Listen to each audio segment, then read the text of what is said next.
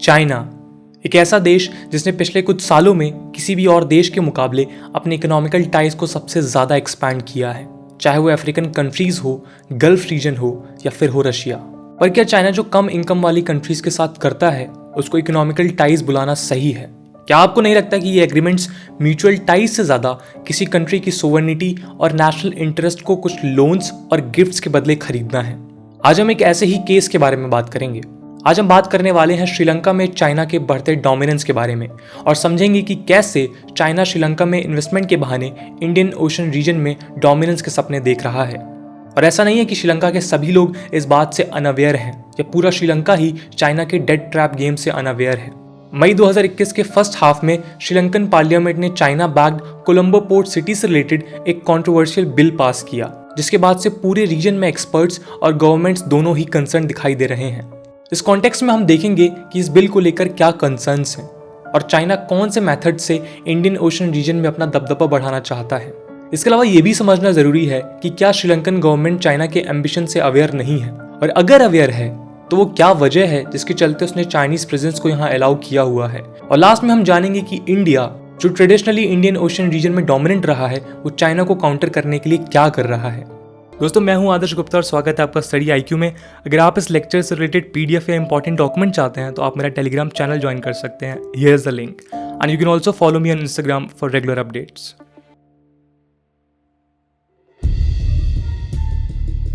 Communist China का establishment 1949 में हुआ।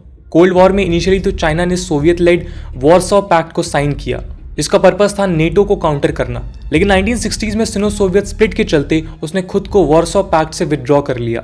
इस स्प्लिट के बाद चाइना ने अपने इकोनॉमिक रिलेशंस को वेस्ट के साथ इंप्रूव किया और एक मेजर इकोनॉमिक पावर बन के उभरा। इसका नतीजा ये है कि आज चाइना की दूसरी सबसे बड़ी इकॉनमी है। लेकिन चाइना का कोल्ड वॉर पॉलिटिक्स में इन्वॉल्व ना होने का मतलब ये बिल्कुल नहीं था कि वो ग्लोबल पावर पॉलिटिक्स से खुद को परमानेंटली बाहर कर लेगा।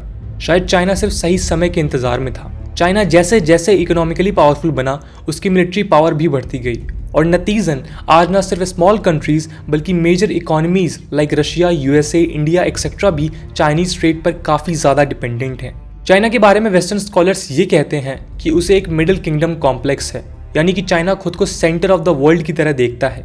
इसी कॉम्प्लेक्स के चलते चाइना जब इकोनॉमिक पावर हाउस की तरह राइज हुआ तब उसने धीरे धीरे अपनी डोमिनेंस को बढ़ाने की कोशिश की। इसी के चलते हमने पिछले 2 डिकेड्स में देखा कि कैसे चाइना पहले साउथ चाइना सी में असर्टिव हुआ और बाद में उसने खुद के इकोनॉमिक माइट से इंडियन ओशन रीजन और पैसिफिक में अपने डिप्लोमेटिक टाइज और इन्वेस्टमेंट्स को इंक्रीज किया।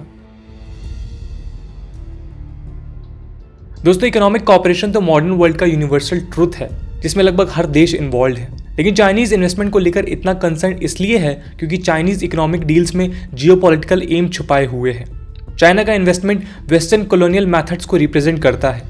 इनमें सबसे इंपॉर्टेंट मेथड है डेट ट्रैप का, जिसे यूज करके चाइना कई स्मॉल स्टेट्स में पहले मैसिव इंफ्रास्ट्रक्चरल डेवलपमेंट्स का प्रॉमिस करता है और बाद में उन पर अपना कंट्रोल स्टैब्लिश करता है। ऐसा इसलिए क्योंकि most of these investments feasible और प्रॉफिटेबल नहीं होती हैं, और जिन देशों में ये इन्वेस्टमेंट्स होते हैं वो चाइनीज लोन रीपे नहीं कर पाते हैं। पहले तो चाइना सॉफ्ट लोन्स के थ्रू इन देशों को अट्रैक्ट करता है, पर बाद में हार्ड लोन्स और हार्ड मेथड्स को यूज कर उनके आइलैंड्स को या तो लीज में ले लेता है या उन पर अपने मिलिट्री बेसेस एस्टैब्लिश करने का प्लान करता है। इसमें सबसे इंपॉर्टेंट एग्जांपल है श्रीलंका का हम्बनटोटा, जिसे चाइना ने 99 ईयर्स के लिए लीज पर लिया है। इसी प्लान के चलते उसने दुनिया भर में मैसिव इंफ्रास्ट्रक्चरल इन्वेस्टमेंट्स किए हैं। इस मैप में आप देख सकते हैं कि चाइनीज इन्वेस्टमेंट कैसे दुनिया भर में फैली हुई है। लेकिन चाइना का सबसे इमीडिएट इंटरेस्ट इंडो पैसिफिक में दिखता है, जिसमें Indian ocean countries, Pacific island countries और ईस्ट अफ्रीकन कंट्रीज सबसे इंपॉर्टेंट हैं। इनमें सबसे इंपॉर्टेंट प्रोजेक्ट्स हैं हम्बनटोटा इन Sri Lanka, Gwadar in Pakistan, there S सलाम इन तंजानिया, मोम्बासा एंड लामो इन केन्या एक्सेट्रा के पोर्ट्स। चाइना के इंफ्रास्ट्रक्चरल डेवलपमेंट प्रोजेक्ट्स उसके belt and road initiative project के थ्रू और भी ज्यादा तेजी से बढ़ने लगे हैं।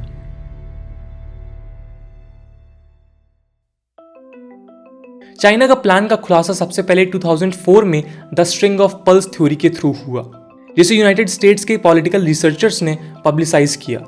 इस थ्योरी के हिसाब से चाइना इंडियन ओशन में डोमिनेट करने के लिए एक network of Chinese military and commercial facilities बना रहा है, जो चाइनीज मेनलैंड से port Sudan in horn of Africa तक फैला हुआ है। इस पूरे रीजन का जियोपॉलिटिकल सिग्निफिकेंस ये है कि यहाँ मेजर मैरीटाइम चोक पॉइंट्स हैं, जैसे strait of Mandeb, strait of Malacca, strait of Hormuz और लोम्बॉक स्ट्रेट लोकेटेड है, जहां से दुनिया भर की ज्यादातर ट्रेडिंग होती है। इस रीजन में कई स्ट्रैटेजिक मैरीटाइम सेंटर्स भी हैं जो चाइना के राइवल्स को काउंटर करने में हेल्पफुल हो सकते हैं। ये पाकिस्तान, श्रीलंका, बांग्लादेश, मालदीव्स और सोमालिया में है।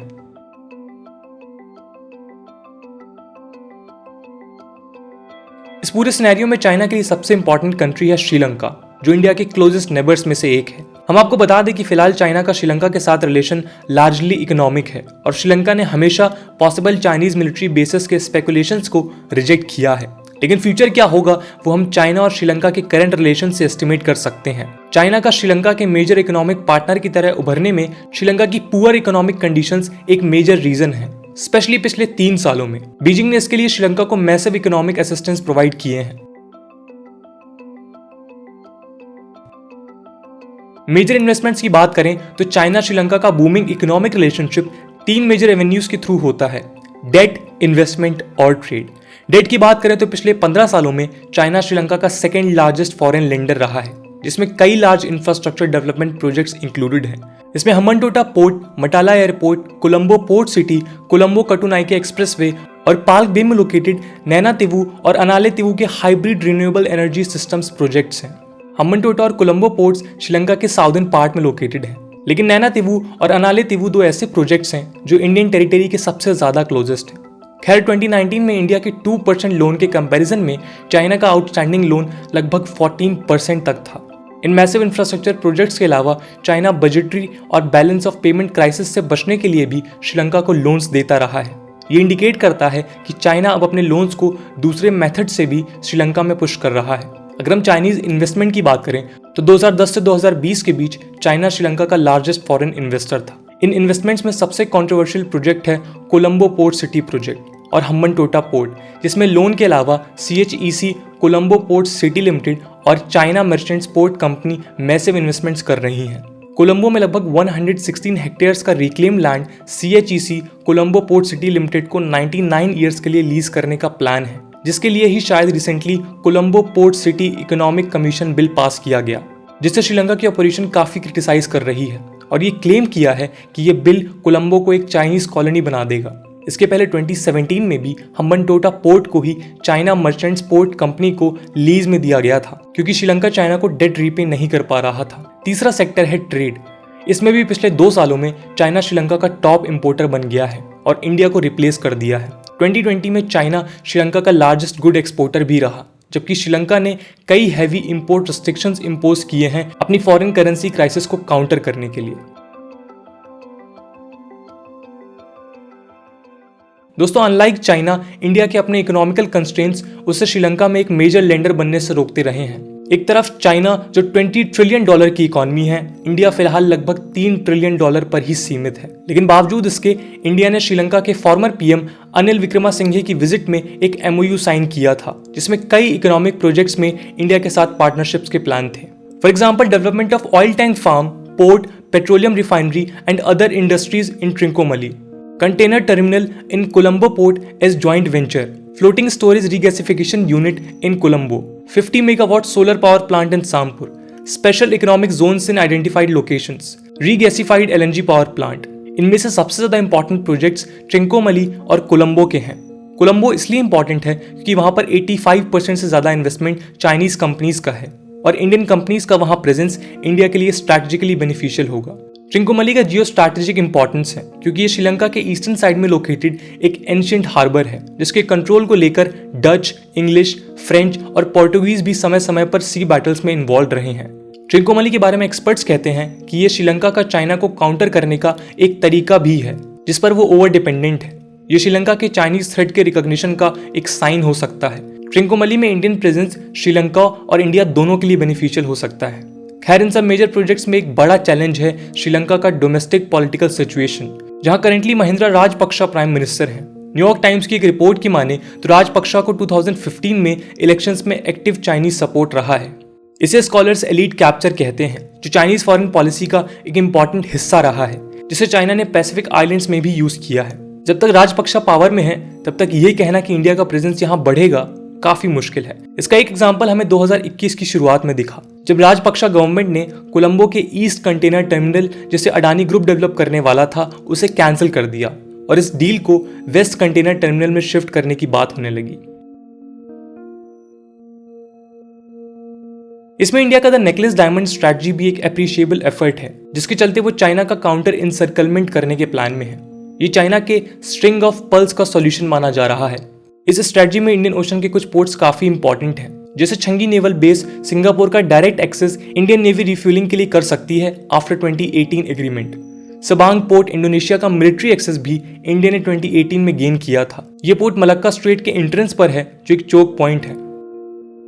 डुकम पोर्ट ऑफ ओमान, यहाँ का मिलिट्री एक्सेस भी इंडिया को 2018 में मिला, जो पर्शियन गल्फ के पास और दो important Chinese pearls Djibouti in Africa और ग्वादर इन पाकिस्तान के बीच में है। अजम्पशन आइलैंड सेशल्स, इसका मिलिट्री एक्सेस इंडिया को 2015 में मिला था। चाबहार पोर्ट ईरान को इंडिया डेवलप कर रहा है, जो इंडिया को अफगानिस्तान और सेंट्रल एशिया के एक्सेस भी देगा। ये पोर्ट ग्वादर के काफी पास है। इनके अलावा इंडिया कई और नए और ओल्ड नेवल बेसेस को डेवलप करने की कोशिश में है और अपने रिलेशंस को मंगोलिया, जापान, वियतनाम और सेंट्रल एशिया के साथ इंप्रूव कर रहा है। इस पूरे डिस्कशन को कंक्लूड करें तो ये समझ में आता है कि इंडिया का चाइनीज प्रेजेंस को लेकर जो कंसर्न है वो वैलिड है और इसलिए इस चाइनीज प्रेजेंस को काउंटर करने के लिए उसे अपने एफर्ट्स को रैंप अप करना होगा। इसके अलावा एक बात क्लियर है कि श्रीलंका अपना इकोनॉमिकल क्राइसिस खुद के लेवल पर हैंडल नहीं कर सकता, जिसके चलते ही चाइना पूरे मामले में इन्वॉल्व है। ये जरूरी है कि इंडिया के अलावा यूएसए और बाकी इंटरनेशनल ऑर्गेनाइजेशंस जैसे IMF और वर्ल्ड बैंक भी श्रीलंका की मदद करें, क्योंकि अगर चाइना इंडियन ओशन में अपना डोमिनेंस एस्टैब्लिश कर लेता है तो वो सिर्फ इंडिया के लिए ही नहीं बल्कि वेस्टर्न पावर्स के लिए भी प्रॉब्लम क्रिएट कर सकता है। दोस्तों, आज की वीडियो के लिए इतना ही। आई होप आपको ये वीडियो पसंद आई होगी और अगर पसंद आई है तो अपने दोस्तों के साथ शेयर करना ना भूलें। मिलते हैं अगले वीडियो में, तब तक के लिए जय हिंद, जय भारत।